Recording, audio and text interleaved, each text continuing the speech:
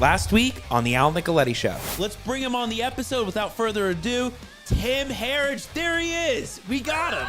What's up, Al? You just got to put this in the previously, last week on episode after me. Whoever you are, you will not do better than me. Sorry, don't even try. There you go.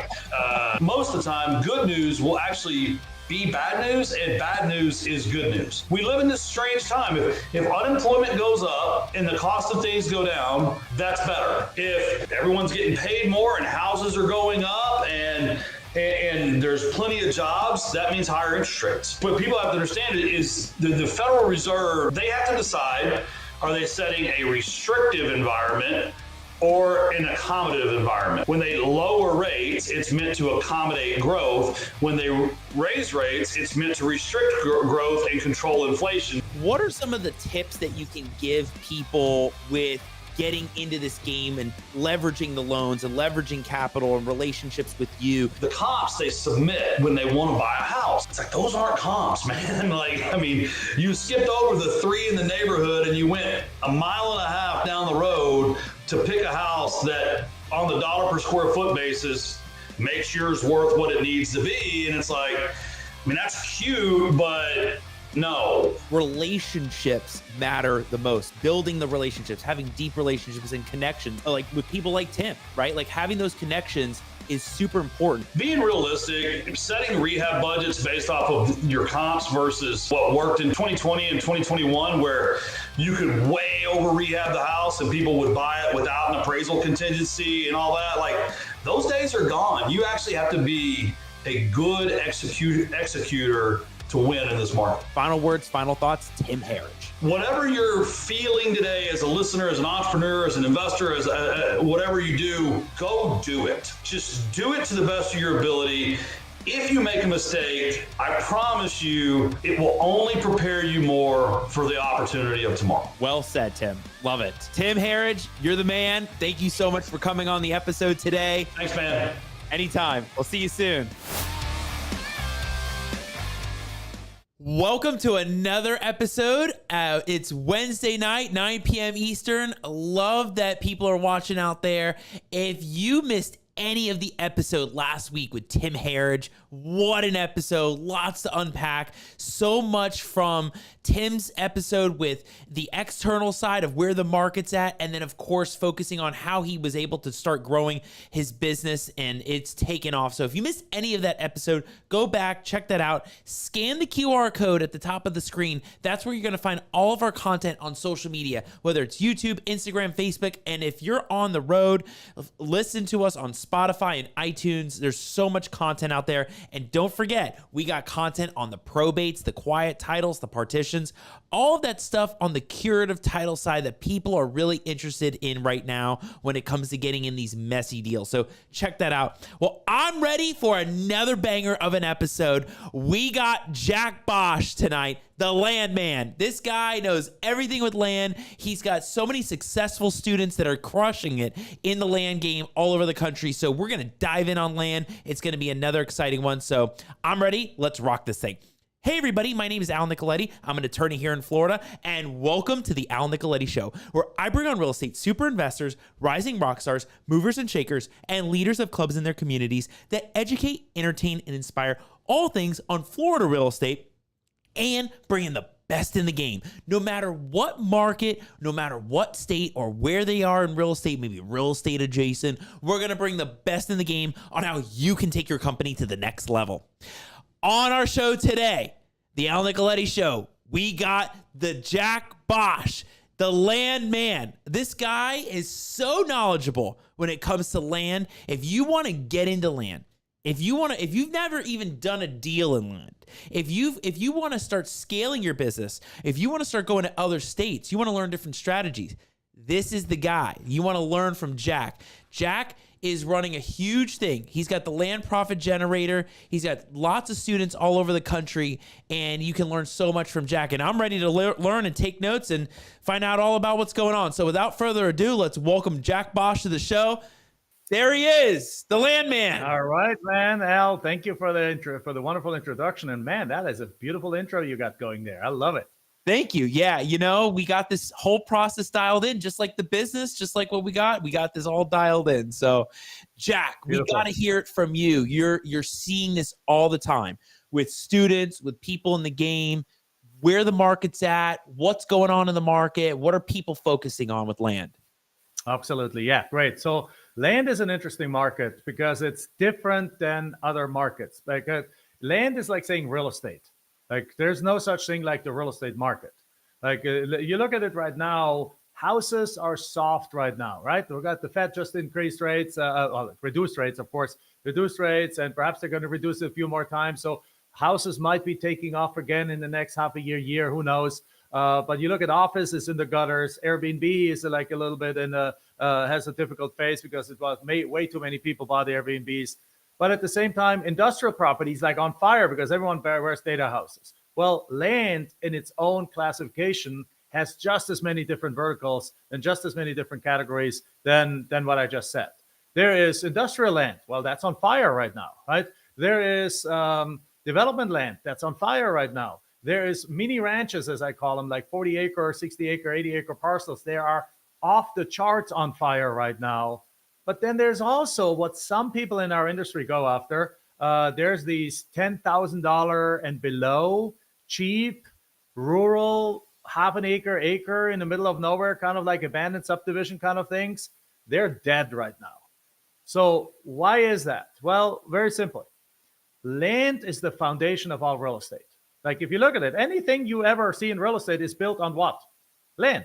Right. So land is really goes after what it comes after or before what any kind of things. Like right now, everyone wants to build industrial warehouses and things like that because cities are growing and these data warehouses and the last mile delivery kind of things for FedEx and for Amazon and things like that. So any kind of industrial land that you can find, boom, gold mine on fire, right? So these are usually infill lots. Infill lots are on fire. Same kind of thing with housing development, like houses have not really gone down much in value. So if you look at it, yeah, in some markets, houses gone down 5 or 10%, but from what? From $500,000 to $450,000? You look at it, anything over about $300,000, $350,000 is worth building for a builder. They're still they can make money on the deal as long as they get the land cheap enough. Like building a 2,000 square foot home for an experienced good builder doesn't cost them more than $200,000. Let's say $100 a foot. Or let's say if it's luxury, it costs much more, but there's simple starter home. So if they can sell if it costs them $200,000 to build a house and they can sell it for $350,000, well, they got $150,000 to play with. Well, some of that is profit. They want to make a 25% profit. So they want to make $75,000 in profit. Some of that is for the realtor, $25,000. So that leaves about $50,000 for the land. Well, as long as you can get infill lots for below $50,000 and sell it to those builders, even in $300,000, $350,000 neighborhoods, you can make money. And those builders are going to buy them because how many cities do you know where houses even sell for $350,000? Right? Most cities, bigger cities, houses cost $400,000, $500,000, $600,000. And then it's a no-brainer. Then it costs $300,000 to build a house, perhaps $100,000 in profits, 30, 50 grand for kind of loaning money and things like that. So there's $150,000 left for the land. So there's still lots of money left. Or like infill lots are doing really, really well right now. Also, here's the number one thing that drives land right now, or has been driving land for the last 5 years, is two developments. Development number one, COVID. Okay. What has COVID done? Everyone started working from home. When you start working from home, and not everyone has gone back to work from home. Like right now, it's estimated that still about 30% of Americans work from home. Well, 150 million Americans work. 30% of them is roughly 45 million people. So 45 million people are working from home right now. 45 to 50 million people are working from home. Now, what does it mean if somebody works from home? Do they have to live next to their office? Do they have to commute? No. Do they have to live in a cookie cutter neighborhood in town? No. a lot of people actually always had the desire to have their own 2 acre, 3 acre, 5 acre property, a little bit more out in nature, not in the middle of nowhere. I'm talking 20 minutes outside of town, 30 minutes outside of town, in a nice little, perhaps rural neighborhood, perhaps 5-10 minutes away from a lake, perhaps 10 minutes away from a smaller town where there's a church or grocery store and a doctor's office. But if they need to, they can commute into town once a week for the business meeting, for the office meeting, for go for dinner with the family or whatever it is. But 6 out of 7 days or 5 out of 7 days, they get to be there. Like, heck, even my attorney, like when I work with some attorneys on documents and things like that, he bought himself a condo on Maui, Hawaii, and he's spending half of the year in Maui, waking up at 4 in the morning, working from 5, which is 8 p.m. Pacific time, and working from 5 a.m. until like noon his time or 1 a.m. his time, and has all the afternoon to roam around Maui and having a thing. But he works Arizona time. He's an Arizona-approved state whatever it's called, bar-approved attorney. But he lives in Maui now, half of the year. He's an empty nest and lives in Maui. So the point is, as a society, 50 million people, 30% of the United States can now live where they want to live, and not everyone wants to live in the city. So that has driven the demand for the second kind of property, which is those 1 to 5 acre parcels in the vicinity of town, a little bit outside of town, in the perhaps smaller towns around town, where people have a little bit lower cost living, a little bit more like a leisurely lifestyle, more space to have chickens, to have a garden, to have things. And yet at the same time, they can be 100% as productive as before. And the third kind of property that's really on fire is those ranches, those 40-acre ranches, also driven by COVID. Because in COVID, when everyone was locked down at home, people said, like, if I can't travel, can't get again on a plane, I can't go international, I can't go to a hotel, I can't go to the park, let me buy an RV.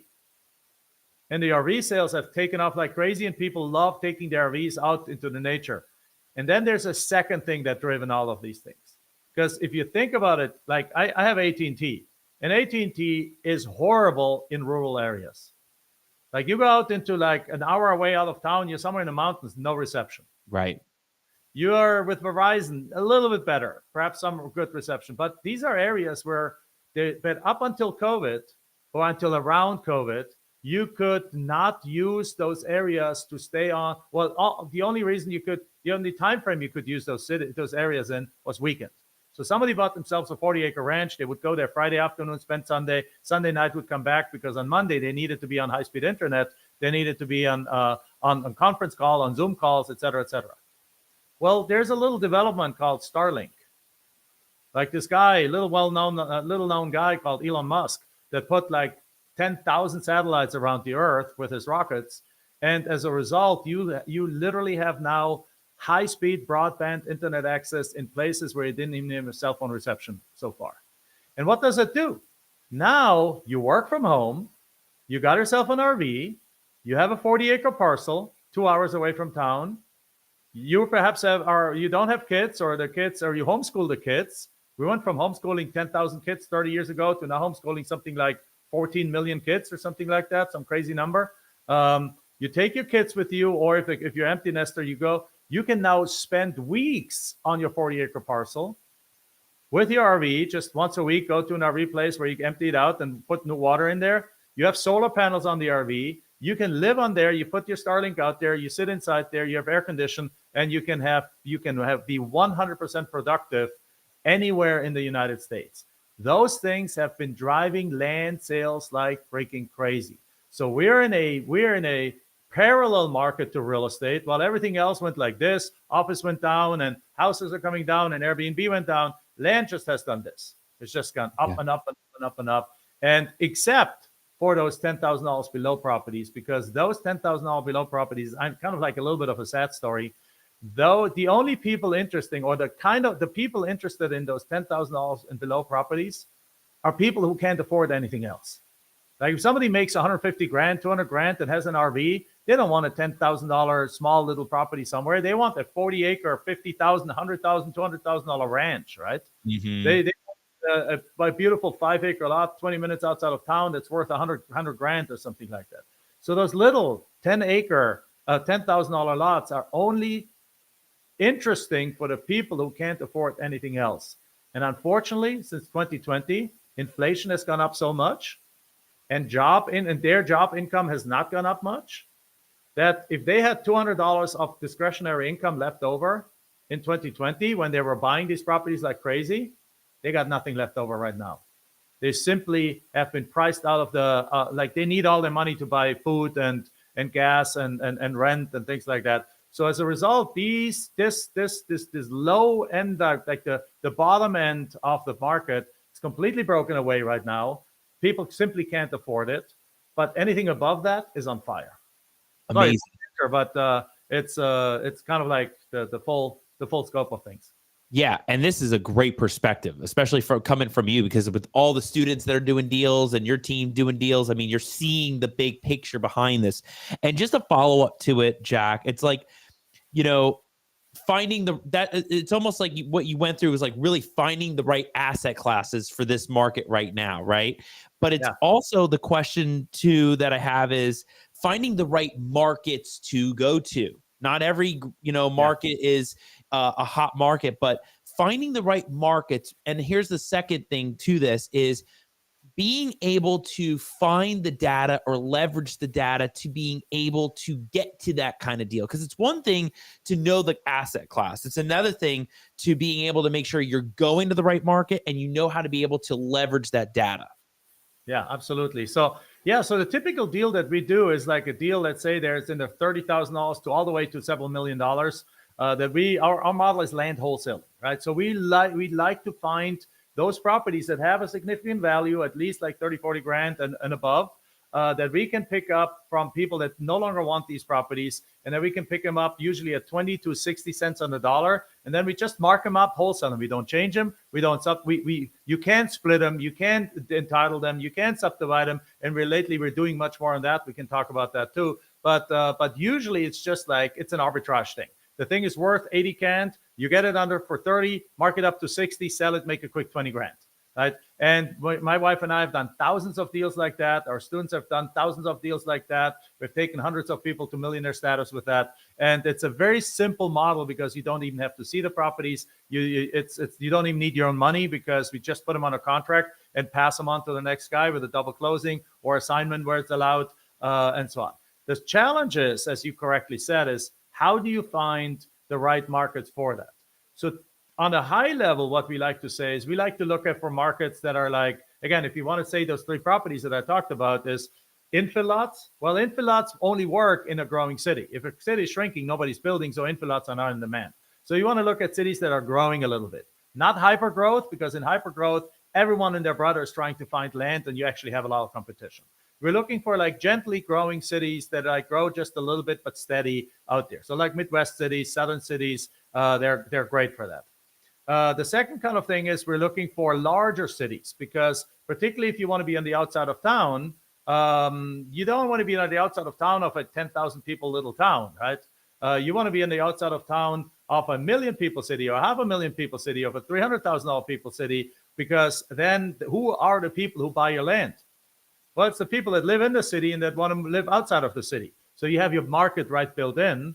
And the third kind of thing is even for the more larger, for the what they call mini ranches, for those 20, 40, 80, 100 acre ranches, the buyers are the people. They might be an hour or 2 hours away from the big city, but they're typically the people that is, you want it to be outside of a big city because the buyers are, again, the people that live in that city that want to spend a week or two outside of there. They're not going to traveling from Los Angeles to Kentucky. They want to go from whatever the biggest city in Kentucky is to an hour outside of Kentucky to spend their weekend, to spend a week there.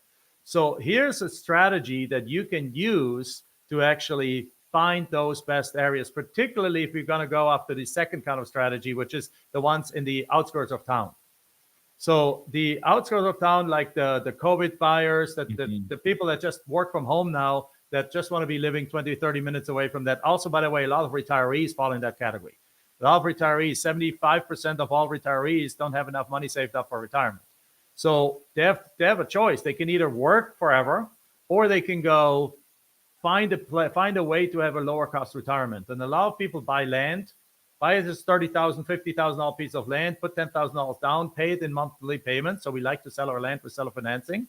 So pay that land off in 10 years, then put a used mobile home on there or a modular home, and now they have a free and clear retirement. So both of them don't want to be hours away from town. They want to be in the path of growth, like really like outside.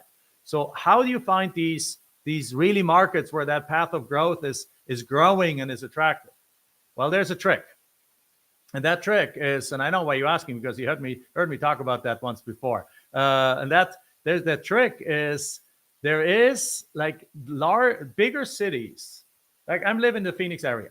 So Phoenix does not just consist of Phoenix. There's Phoenix, there's Scottsdale, there's Paradise Valley, there's Peoria, there's Mesa, there's Tempe, there's Litchfield Park, there's Tonopah,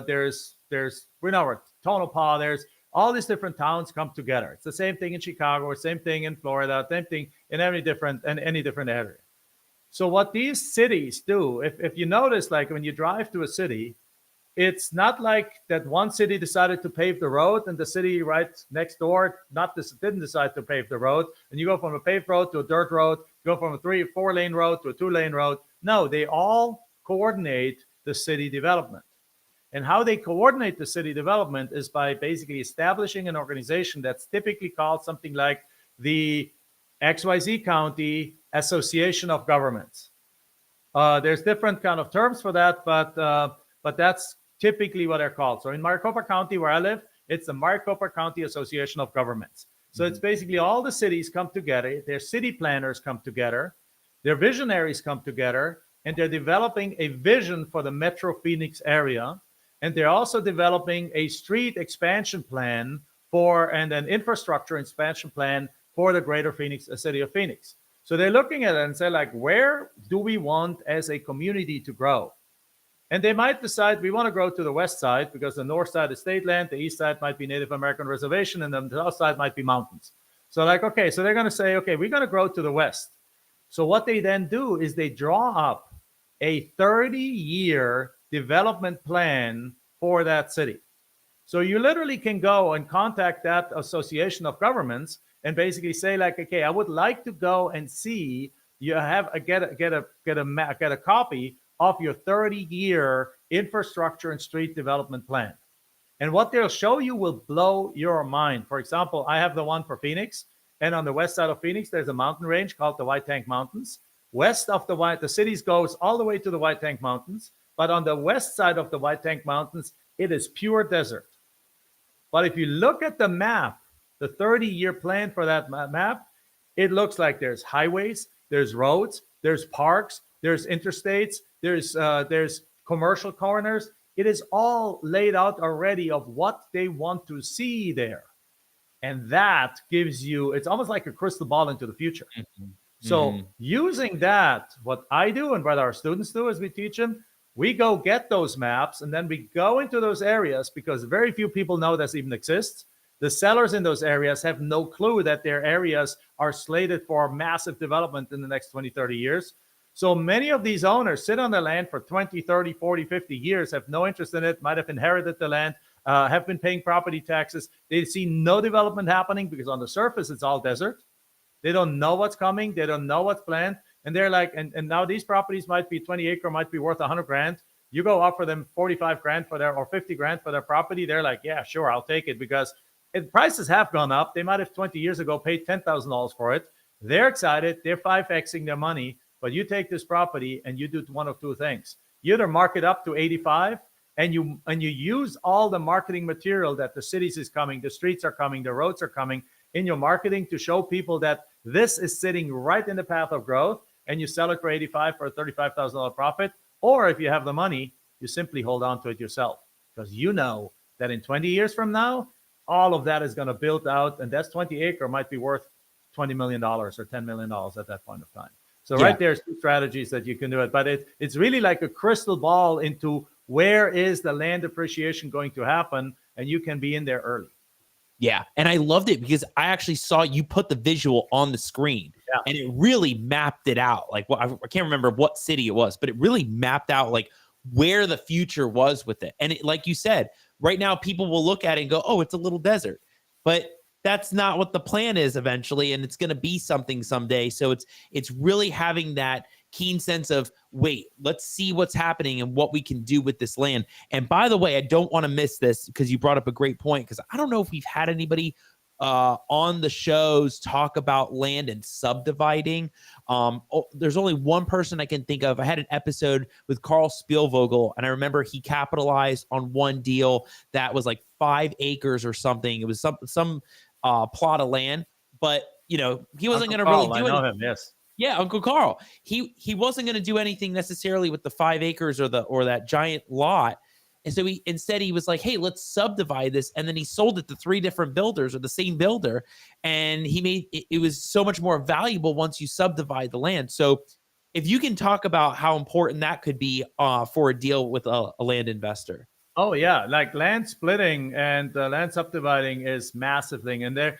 And you can take that in the easy way, the middle way, or the really complicated way. But either way, like the more effort you put in, obviously, the higher the profits you can make. But the simplest way to do a land split is that you do something like called it, or we like to do this with 40-acre parcels. So there's quite a few states, like Arizona, one of them, but many other states where as long as the parcel is like, they have different rules in cities as they have in rural areas. So in rural areas, for example, in one of these states, the rule is that you can take a 40-acre parcel and split it into up to 5 properties, as long as each property is at least an acre in size. So technically, you could take 5 acres and split it into 5.5 acres and split each of them into 1.1 acre parcels, and you're okay.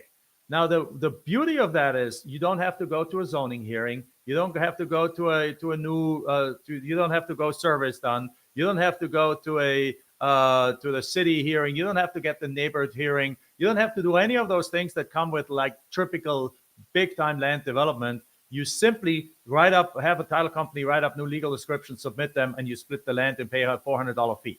So what we like to do is we like to take 40-acre parcels, ideally on 2 roads, corner lots, where the land is right here, like in the corner. And then we like to split up the top half, and the bottom half we like to split into 4 5s. So we have 1 20-acre parcel and 4 5-acre parcels. So let's say this is a 40-acre parcel worth $50,000 as is, and we are perhaps getting it under contract for $10,000, which happens on rural properties actually quite frequently. So we pay the $10,000, we split it into 5, and what we'll do is we'll take the 20-acre parcel and sell that for $30,000. So we have $20,000 cash in our pocket as a profit. And then we'll take those 5-acre parcels and sell each of them for $15,000 a piece, with a $3,000 down payment and $12,000 in seller financing with a 15% interest rate. And we're making $1,140, something like $1,200 a month in interest, because in payments, cash flow, because we're getting usually about $300 a month. So $300, $800, $300, $600, $900, $1,200 a month in cash flow. All of that is pure profit for the next approximately something like 10 years. And we generated literally over $100,000 in profit from a deal like that. That puts $20,000 cash profit into our pocket right away, gives us another $12,000 of down payment profit into our pocket, then creates $1,200 a month in cash flow for the next 7 to 10 years. I mean, it's a beautiful way to maximize your profits, because the alternative to that would have been a clear wholesale. You can take this property, get under contract for 10, sell it for 35 or 40, make 25 or $30,000, and walk away. But by splitting it, we actually got $32,000 in our pocket, $20,000 cash from the first one in profit, $12,000 from the down payments. And then for the next 7 to 10 years, we generate $1,200 a month in cash flow, which every single dollar of which is pure profit. And if you add that up, it literally makes your $100,000 while giving you the same upfront cash profit than a wholesaler would be. So we engage a lot in creative finance and splitting those kind of things. So that's one way, but you can also go all the way to the other extreme. And lately we're doing that more. I'm engaged in several deals on that, where we're taking a larger parcel and we're actually working with a city and going through the full entitlement process. So we're actually going in and getting approval for like 100 townhomes, getting approval for 500 apartment units, getting approval for all these kind of things. That is a much more involved process, but the profits of that can be literally in the multiple 7 figures. So anything in between is also possible. Again, land is a big thing.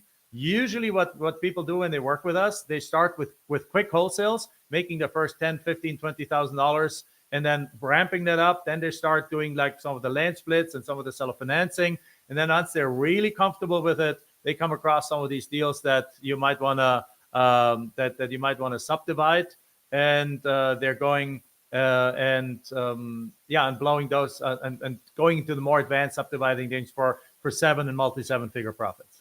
Yeah. I mean, I remember you talked about this at Land Profit Generator Live. Before I went up to speak, you were really breaking down the different ways you could do terms with land. It's like so interesting and it's not just the assignment game that people get into, but all these other strategies of where the money's made, right? And so lot of great tips. And Jack, as a quick tip for people out there that are doing land or want to get more into land, but they don't know who to dispo it out to, what's the best way you've been able to find to get buyers or builders? Like how are you all able to build that list of builders, like who to go to?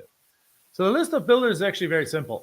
Every major area where you're dealing it has a home builders association.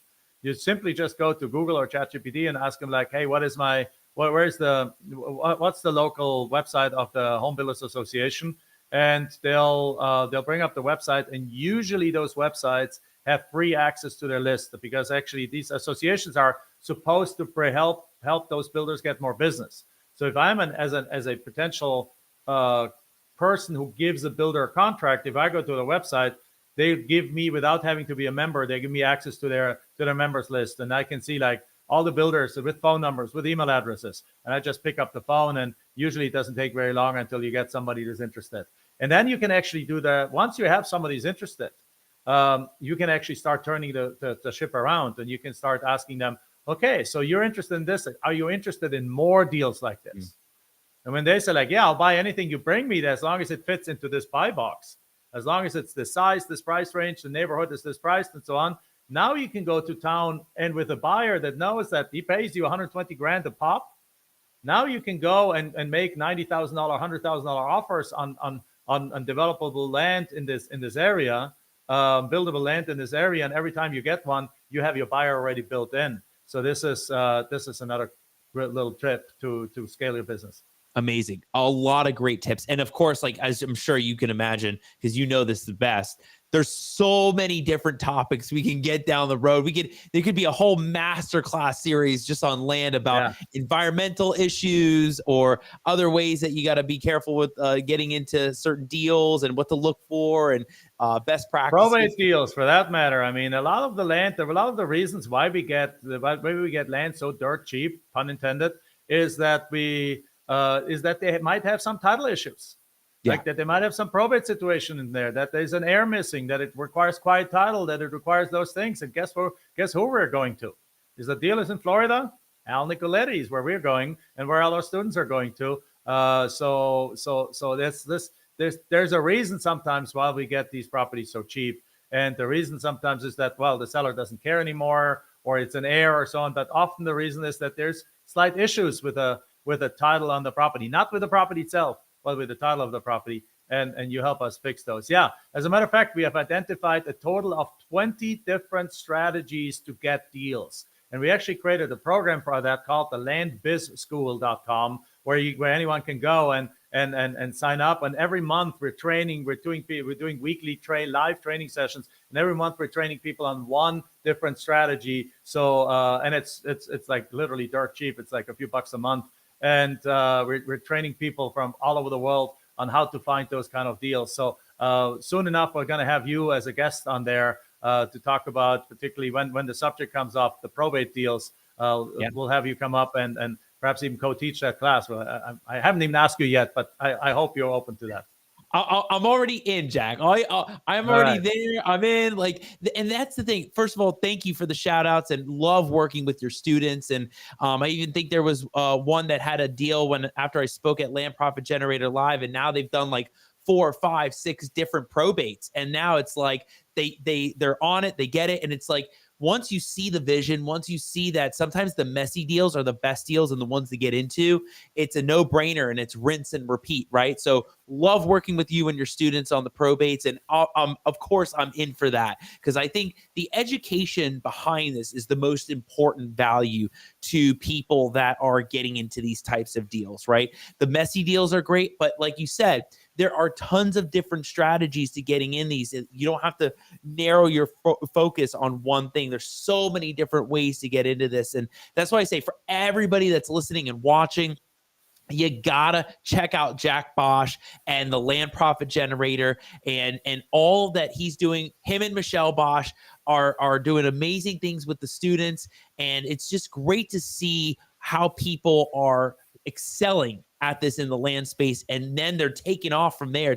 It's amazing to watch. So Jack, you're amazing. Thank you so much for doing all this. Jack, on my show, I do 3 signature questions.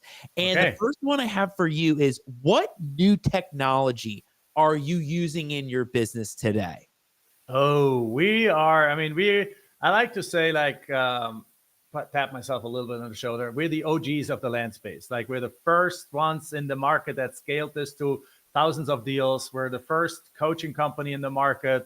We have brought the most people to success, the most people to millionaire status. And we have built the company with the best infrastructure for success. And obviously, as AI is coming up, we jumped on that both feet in because we have a team in place that we have the resources. We're not some fly-by-night person that done 3 deals and now wants to teach this. We have done thousands and thousands of deals, and we have brought thousands of people to success, hundreds to millionaire status. So what the number one thing we're diving in like crazy is AI. And we literally created the number one AI engine for land investing that you go from the point of view of like selecting areas. We interface with AI solutions where you can go in and, for example, there's like, if somebody gets a tax bill, there's a difference between assessed value and market value, right? Now in Florida, those are very close to each other, but in many other states, they're not. Like there might be an assessed value of $40,000 and the property worth $100,000. Well, if somebody is like somebody inherited the property and he doesn't care and he gets a tax bill that says the assessed value is $40,000, and we make him a $40,000 offer, they're willing to sell? Very likely they're willing to sell. But we have identified with AI, we have identified all over the United States, which are the markets where the assessed values are, or where the market values are substantially higher than the assessed values. Now that's AI based. So you having to figure this out would take you weeks and months. AI scours the entire area, looks at what's sold in the area, looks at what prices sold, compares it to the other ones, looks at what these properties are assessed at, and gives it a green light, yellow light, or red light.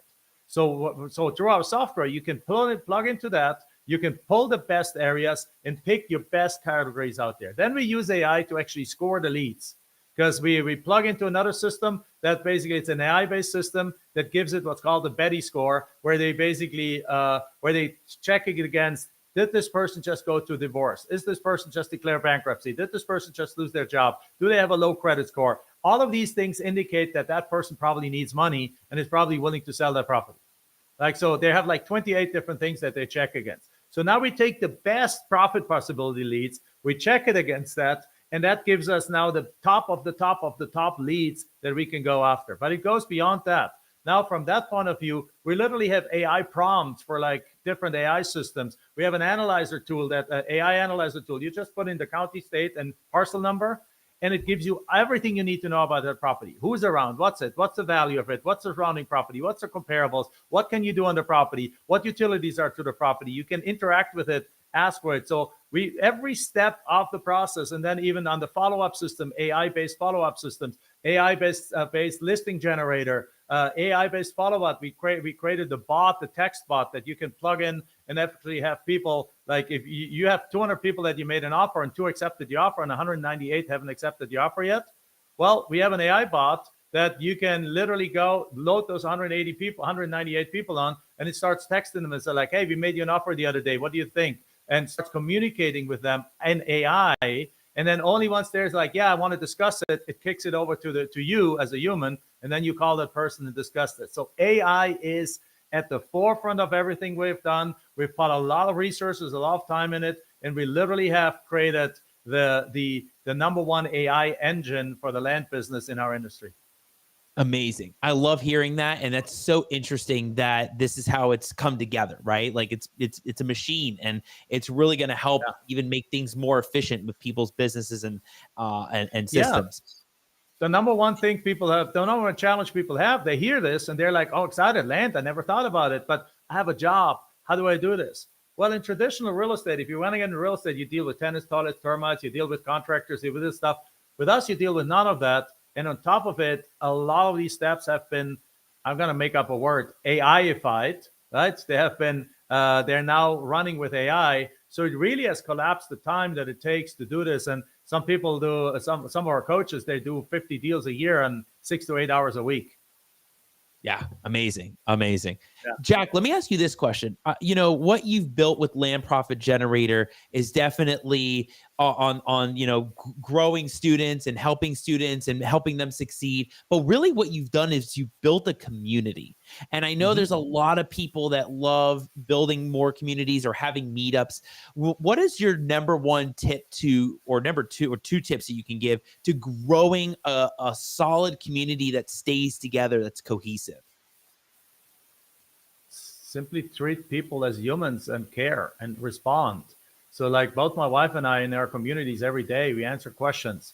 Our team is our community, our coaches in our community. So basically when somebody asks a question, they get an answer. I mean, the biggest community killer is if somebody asks a question and needs help and nobody helps them.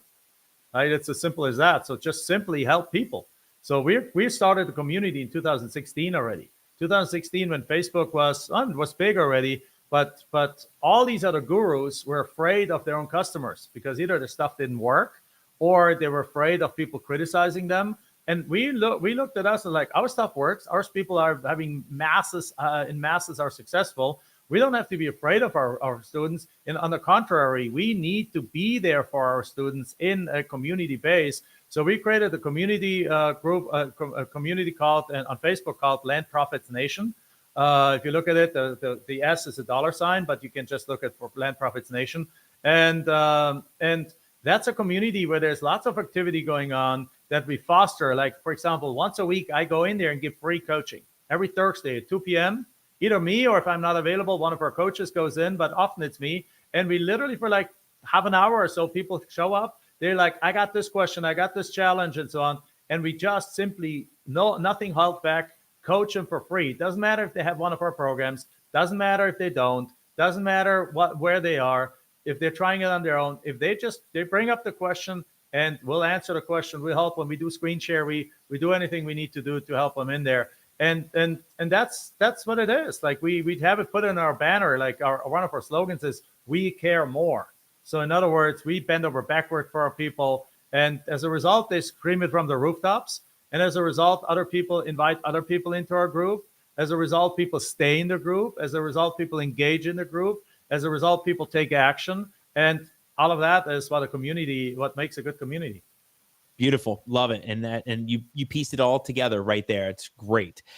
Jack, let me ask you this question. What is your favorite book that you're reading currently, or what is your favorite book that you love?